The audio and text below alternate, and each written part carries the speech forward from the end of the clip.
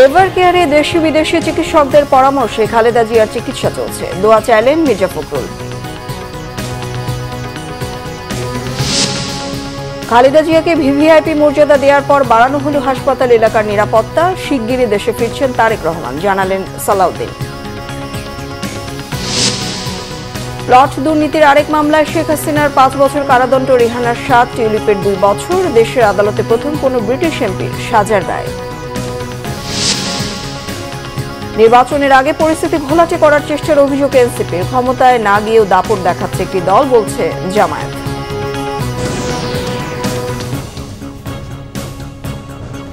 দেখছিলেন crown cement সংবাদ শিরোনাম, এবার বিস্তারিত। দেশি বিদেশি চিকিৎসকদের যুক্ত রেখে বেগম খালেদা জিয়ার চিকিৎসা চলছে, জানিয়েছেন বিএনপির মহাসচিব মির্জা ফখরুল ইসলাম আলমগীর। বেগম খালেদা জিয়ার সুস্থতার জন্য তিনি দেশবাসীর কাছে দোয়া চেয়েছেন। যুক্তরাজ্যের চিকিৎসকদের পরামর্শের পাশাপাশি এবার চীন থেকেও চিকিৎসক প্রতিনিধি দল এসেছে ঢাকায়। পুরো চিকিৎসা প্রক্রিয়া অনলাইনে মনিটরিং করছেন বেগম জিয়ার পুত্রবধূ ডাক্তার জোবায়দা রহমান। আরও জানাচ্ছেন সিকান্দার এমান। বিএনপি চেয়ারপারসন ও সাবেক প্রধানমন্ত্রী বেগম খালেদা জিয়ার শারীরিক অবস্থা আগের মতোই। এই মুহূর্তে চিকিৎসকদের অগ্রাধিকার দেশেই সর্বোচ্চ মানের চিকিৎসা নিশ্চিত করে তার শারীরিক অবস্থা স্থিতিশীল অবস্থায় ফেরানো। এই মুহূর্তে সারা জাতির কাছে দোয়া চাওয়া ছাড়া আর কিছু বলার নেই।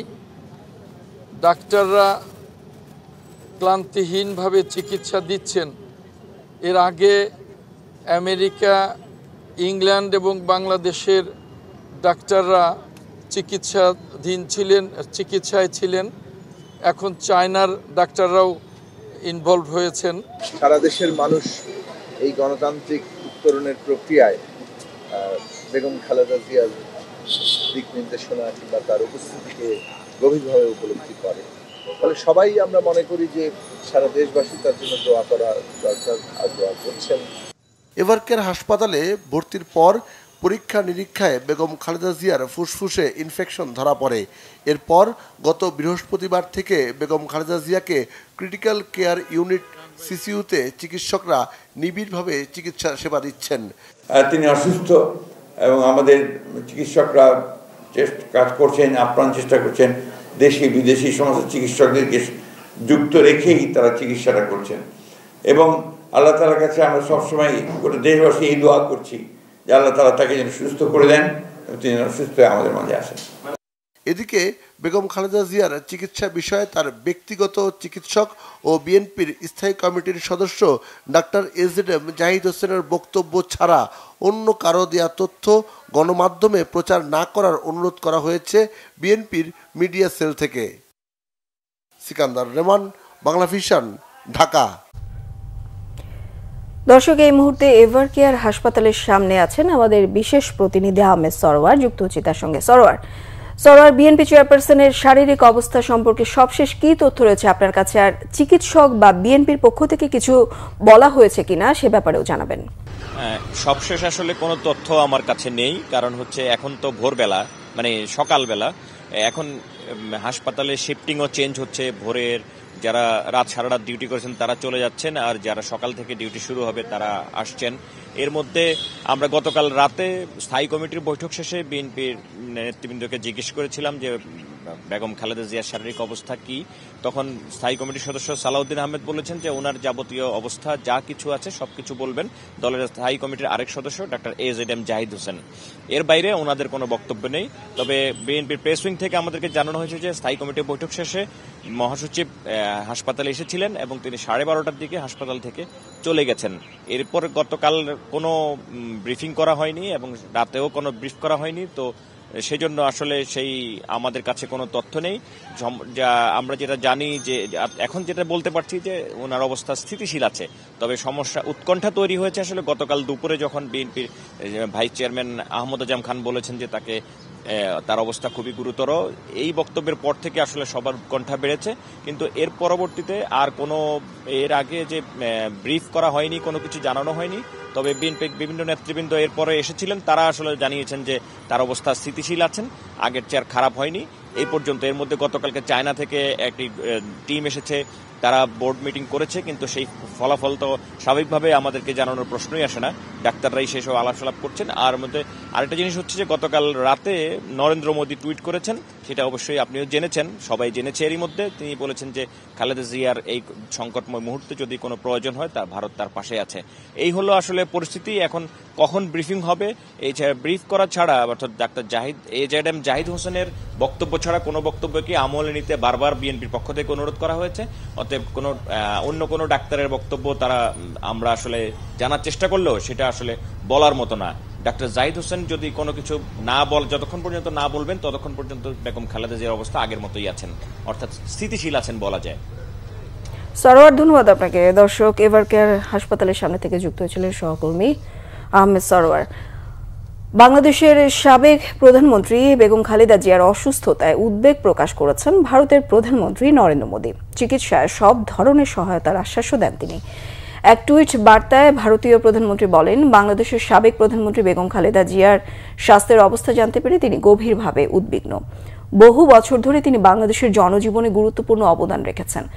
খালেদা জিয়ার আশু আরোগ্য কামনা করে মোদী চিকিৎসার জন্য ভারতের পক্ষ থেকে সব ধরনের সহায়তার আশ্বাস দেন। রাত 9:56 বার্তা দেন ভারতের প্রধানমন্ত্রী। তারেক রহমান শিগগিরই দেশে ফিরবেন জানিয়েছেন বিএনপির স্থায়ী কমিটির সদস্য সালাউদ্দিন আহমেদ।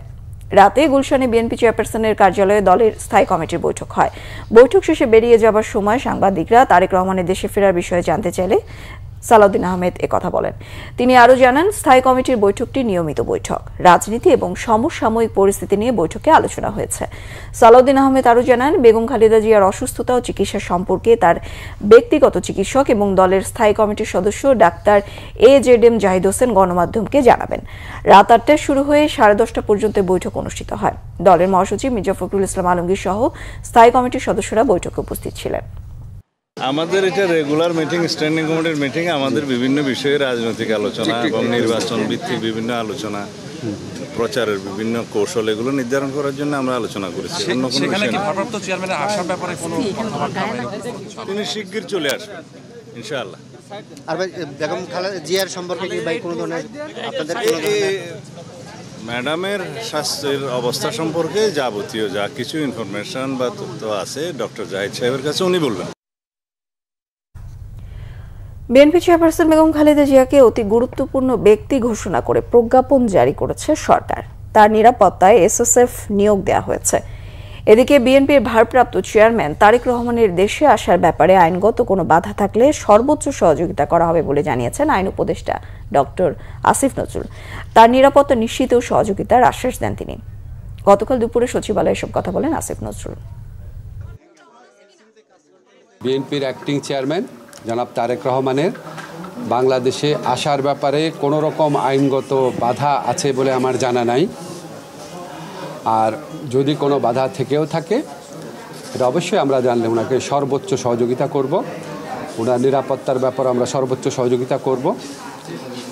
আর আমার মনে হয় যে আমি নিজে বিশ্বাস করি কোনটা উপযুক্ত সময়, এটা সবচেয়ে ভালোভাবে নির্ধারণের ক্ষমতা ওনার রয়েছে। উনি যেটা উপযুক্ত সময় সেই সময় দেশে আসবেন বলে আমি বিশ্বাস করি।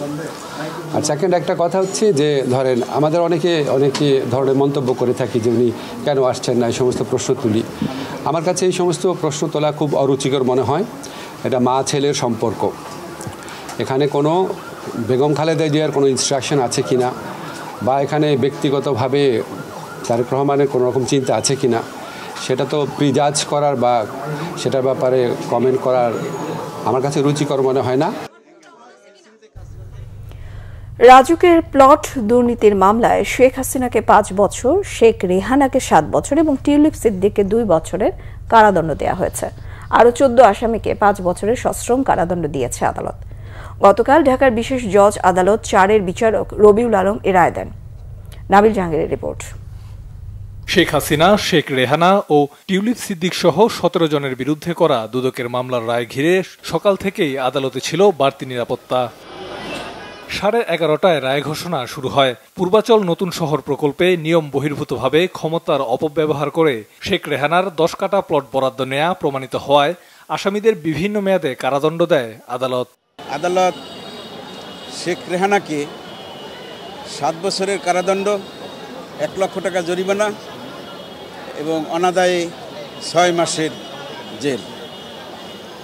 টিউলিপ সিদ্দিককে 2 বছরের কারাদণ্ড, 1 লক্ষ টাকা জরিমানা, অনাদায়ে 6 মাসের কারাদণ্ড।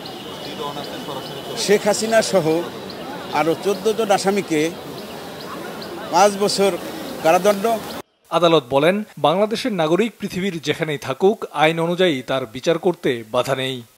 টিউলিপ সিদ্দিক ব্রিটিশ পার্লামেন্টের একজন মেম্বার হিসাবে অধিকতর ক্ষমতার অধিকারী হয়ে তাহার খালা শেখ হাসিনাকে প্রভাবিত করেছেন, যেহেতু শেখ হাসিনা ইতিপূর্বে তার নিজের নামে এবং তার 2 সন্তানের নামে 3টি প্লট নিয়েছিলেন। সেই জন্য টিউলিপ সিদ্দিকি তার খালাকে এই কথা বলেই প্রভাবিত করেছিলেন যে যেহেতু আপনি 3টি প্লট নিয়েছেন, আমার মা এবং ভাই বোনদেরকেও 3টি প্লট দিতে হবে। এই বিষয়গুলা আমরা গণভবনের কর্মকর্তা-কর্মচারী 2 জন সাক্ষী দিয়েছে। আইনের বিধান না থাকায় আইনজীবী নিয়োগের সুযোগ পাননি পলাতক আসামিরা। এছাড়া এই রায়ের বিরুদ্ধে আপিল করতে চাইলেও আত্মসমর্পণ করতে হবে আসামিদের। নাবিল জাহাঙ্গীর, বাংলা ভিশন, ঢাকা। রাজুকের প্লট জালিয়াতির মামলায় বাংলাদেশের আদালতে সাবেক ব্রিটিশ এমপি টিউলিপ সিদ্দিকের 2 বছরের কারাদণ্ডের ঘটনা গুরুত্ব দিয়ে প্রকাশ করেছে যুক্তরাজ্যের গণমাধ্যমগুলো। এই প্রথম ব্রিটিশ কোনো এমপির বিরুদ্ধে রায় দিয়েছে বাংলাদেশের আদালত। টিউলিপের অনুপস্থিতিতে বিচার আর কারাদণ্ডের বিষয়ে গুরুত্ব আরোপ করে হেডলাইন করেছে বিবিসি। প্রতিবেদনে বলা হয়েছে, বিচারের নিরপেক্ষতা নিয়ে প্রশ্ন তুলে গত সপ্তাহে বিবৃতি দিয়েছেন যুক্তরাজ্যের সাবেক আইনমন্ত্রী রবার্ট বাকল্যান্ড, সাবেক British attorney general Dominic Grieve ও সাবেক British first lady Cherie Blair. টিউলিপের আইনজীবীর দাবি, তার মক্কেল বাংলাদেশি নন, তাই আদালতে পেশ করা বাংলাদেশি নাগরিকত্বের সনদ, ভোটার আইডি ও ট্যাক্সের নথি সঠিক নয়। বিবিসির প্রতিবেদনে আরও জানানো হয়, বাংলাদেশ যুক্তরাজ্য বন্দি বিনিময় চুক্তি না থাকায় টিউলিপকে ফেরত চাইলে অভিযোগের সুস্পষ্ট প্রমাণ যুক্তরাজ্যের আদালতে পেশ করতে হবে। টিউলিপের কারাদণ্ডের খবর গুরুত্ব দিয়ে প্রকাশ করেছে Reuters, the Sun, the Guardian, the Independent, the Irish টাইমসের মতো বহুল প্রচারিত ব্রিটিশ গণমাধ্যমগুলো। ছাত্র জনতার অভ্যুত্থানে গত বছর শেখ হাসিনা ভারতে পালিয়ে গেলে ভাগ্নি টিউলিপের দুর্নীতি প্রকাশ্যে চলে আসে। এ নিয়ে তীব্র সমালোচনার মুখে এবছরের জানুয়ারিতে সিটি মিনিস্টারের পদ ছাড়তে বাধ্য হন লেবার পার্টির নেত্রী টিউলিপ। অন্তর্বর্তী সরকার অনেক অধ্যাদেশ করে যাচ্ছে, যেগুলো পরের সংসদ যাচাই বাছাই করবে। সংসদে পাশ না হলে অধ্যাদেশগুলো বাতিল হয়ে যাবে।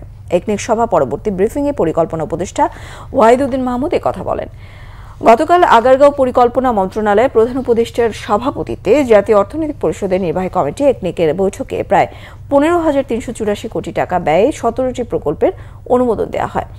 বৈঠক পরবর্তী ব্রিফিংয়ে পরিকল্পনা মন্ত্রী জানান, জুলাই যোদ্ধাদের যারা কর্মক্ষমতা হারিয়েছে তাদের পরিবারের জন্য মিরপুরে 1344 কোটি টাকা ব্যয়ে 1560টি ফ্ল্যাট বানানোর প্রকল্প অনুমোদন করা হয়েছে। এছাড়া জুলাই শহীদ পরিবারের জন্য 761 কোটি টাকা ব্যয়ে ফ্ল্যাট বানাবে গৃহায়ণ কর্তৃপক্ষ। এছাড়া মেট্রো রেল প্রকল্পে নতুন করে বাড়ানো ব্যয় কমানোর পরও 477 কোটি থাকছে। এছাড়া তালিকায় থাকা সচিবালয়ে 21 তলা ভবনের প্রকল্প পুনর্মূল্যায়নের জন্য ফেরত পাঠিয়েছে একনেক। এছাড়া ভেন্ডর লক, প্রযুক্তি আমদানি ও বিদেশি পরামর্শক নির্ভর টেকনিক্যাল প্রকল্পের বিরোধিতাও করেন পরিকল্পনা উপদেষ্টা।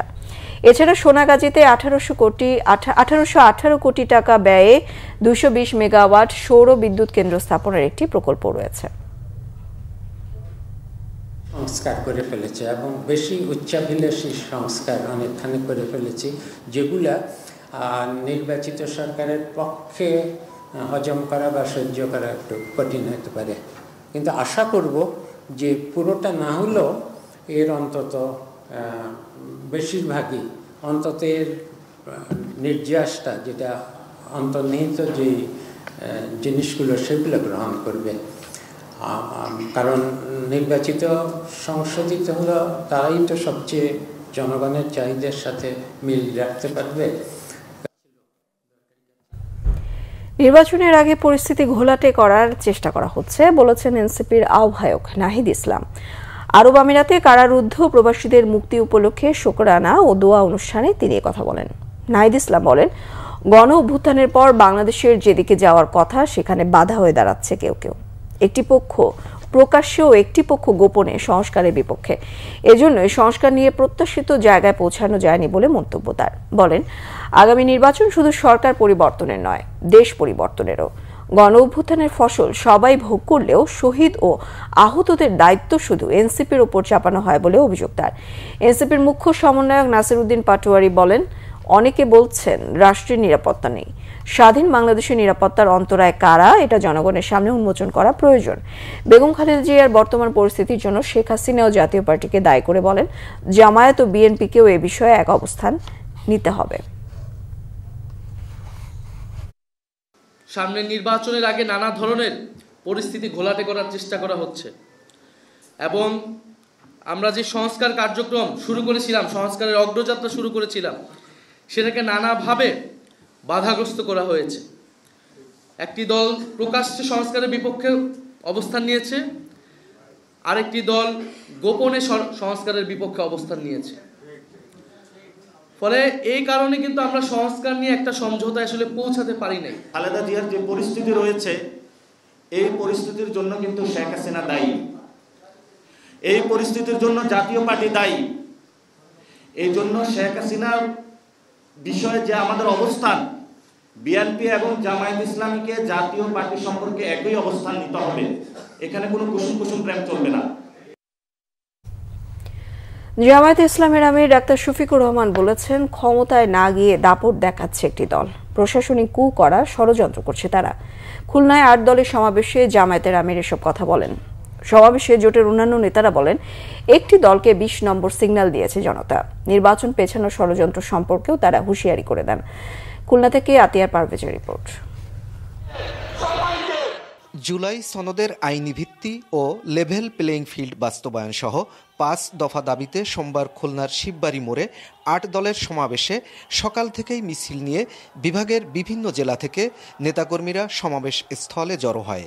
8 দলের শীর্ষ নেতারা সমাবেশে বক্তব্য রাখেন। প্রধান অতিথির বক্তব্যে ডাক্তার শফিকুর রহমান বলেন, জিয়াউর রহমান ও খালেদা জিয়া 72-এর সংবিধানের বিপক্ষে ছিলেন, কিন্তু তাদের অনুসারীরা তা রক্ষা করতে চায়। বাংলাদেশের প্রথম দুঃশাসনের পর জিয়াউর রহমান সাহেব ক্ষমতায় এসে ওই সংবিধানকে তিনি আমূল পরিবর্তন করে দিয়েছিলেন। এখন যদি কেউ 72-এর সংবিধানের কথা বলেন, কার্যত তিনি শহীদ প্রেসিডেন্ট জিয়াউর রহমান সাহেবের বিরুদ্ধে অবস্থান নেবেন।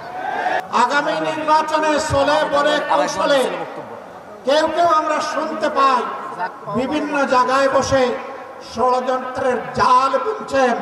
জনগণ ভোট দেওক না দেওক, ক্ষমতায় আমাদেরকে যেতে হবে। সভাপতির বক্তব্যে চরমোনাই পীর বলেন, একটি দলের পায়ের নিচ থেকে মাটি সরে গেছে, এখন ফেব্রুয়ারি নির্বাচন পেছানোর ষড়যন্ত্র করছে। আপনাদের পায়ের নিচের মাটি সরে গেছে, এখন নির্বাচনকে পিছনে নেওয়ার জন্য আপনারাই ষড়যন্ত্র করতেছে। এই সিগন্যাল কিন্তু আমাদের কাছে এসে গেছে। পিআর পদ্ধতিতে নির্বাচন ও গণভোট জাতীয় নির্বাচনের আগে বাস্তবায়ন সহ 5 দফা দাবি আদায় না হওয়া পর্যন্ত আন্দোলন চালিয়ে যাওয়ার ঘোষণা দেওয়া হয়েছে খুলনার 8 দলের সমাবেশ থেকে। আতিয়ার পারভেজ, বাংলা ভিশন, খুলনা। বিডিআর হত্যাকাণ্ডে গঠিত স্বাধীন তদন্ত কমিশনের প্রতিবেদন আগামী 7 কর্মদিবসের মধ্যে জনসম্মুখে প্রকাশ করতে হবে। তা না হলে ছাত্র জনতাকে সাথে নিয়ে আবারও আন্দোলনে যাওয়ার হুঁশিয়ারি ভুক্তভোগী বিডিআর জওয়ান ও তাদের পরিবারের সদস্যদের। গতকাল ঢাকা রিপোর্টার্স ইউনিটিতে বিডিআর কল্যাণ পরিষদ আয়োজিত সংবাদ সম্মেলনে দাবি করা হয়, পিলখানায় বিডিআর বিদ্রোহ নয়, হয়েছে হত্যাকাণ্ডের মহাপরিকল্পনা। হত্যাযজ্ঞে প্রকৃত অপরাধীদের শাস্তি নিশ্চিত করার দাবি জানিয়ে বলেন, তারা বিদ্রোহী নন, ষড়যন্ত্রের শিকার। প্রধান উপদেষ্টাকে এ বিষয়ে একটি সমাধান করতে আহ্বানও জানানো হয়।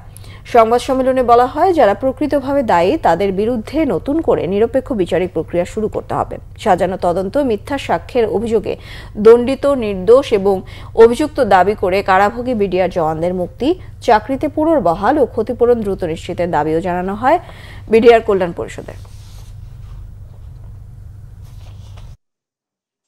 আমাদের নিরপরাধ সকল বিডিআর বাদীকে আপনারা মুক্তি দিতে দান করুন।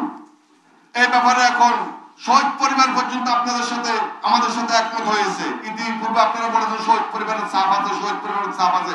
এখন শহীদ পরিবারের কোনো চাপ নেই। ইনশাআল্লাহ আগামী কোর্টে আমরা চাই আমাদের সকল মিডিয়া সদস্যকে আপনারা মুক্তি দিবেন, তদন্ত রিপোর্ট প্রকাশ করে আপনাকে স্বচ্ছতা পরিচয় দিবেন।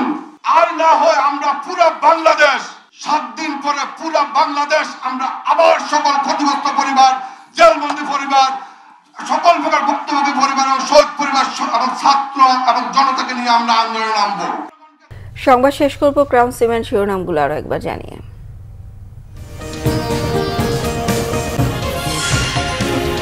এভার কেয়ারে দেশি বিদেশি চিকিৎসকদের পরামর্শে বেগম খালেদা জিয়ার চিকিৎসা চলছে, দোয়া চাইলেন মির্জা ফখরুল।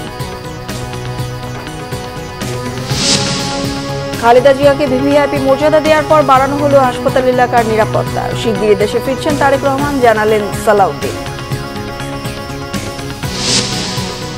প্লট দুর্নীতির আরেক মামলায় শেখ হাসিনার 5 বছর কারাদণ্ড, রেহানার 7, টিউলিপের 2 বছর। আর দেশের আদালতে প্রথম কোনো ব্রিটিশ এমপির সাজার রায়। নির্বাচনের আগে পরিস্থিতি ঘোলাটে করার চেষ্টার অভিযোগ এনসিপির, ক্ষমতায় না গিয়েও দাপট দেখাচ্ছে একটি দল, বলছে জামায়াত।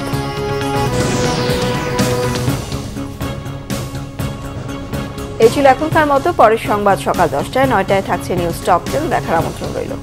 এছাড়া বাংলাভিশন সংবাদ ও সংবাদ সংশ্লিষ্ট অনুষ্ঠান দেখতে ভিজিট করুন www.bbnews24.com ও facebook.com/banglavishnnews। সাবস্ক্রাইব করুন youtube.com/banglavishnnews। সঙ্গে থাকায় ধন্যবাদ সবাইকে।